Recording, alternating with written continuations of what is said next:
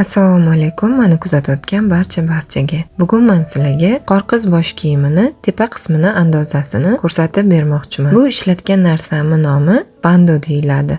Asosan parda tikishda ishlatilinadi. Shakl chiqarish o'zingizlarning fantaziyangizga bog'liq. Men bugun sizlarga 2 qavatli shakl chiqarishni ko'rsataman. Birinchi martasiga qiynalaman desanglar, birinchi qavatini o'zini to'qib yasatsanglar ham bo'ladi. Tag qismi andozasini chizib bo'lganingizdan keyin andozani ustiga shakl chizib, salafan yordamida bandoga ko'chirib olasizlar. Shunda ikkala tomoni ham bir xil chiqadi. Pinterest ilovasida har xil dizaynerlarning tikkan qorqiz bosh kiyimlari bor. Ko'rib xuddi men o'rgatgan usulda ularning shakllarini ham chizib chiqarib olsanglar bo'ladi. Video oxirida o'zim chiqargan shakl o'lchamlarini qoldirdim. Xohlasanglar shulardan foydalansanglar ham bo'ladi. Inshaalloh keyingi videolarimda shu shakllarni ustiga to'qishni va yasatishni ko'rsatib beraman.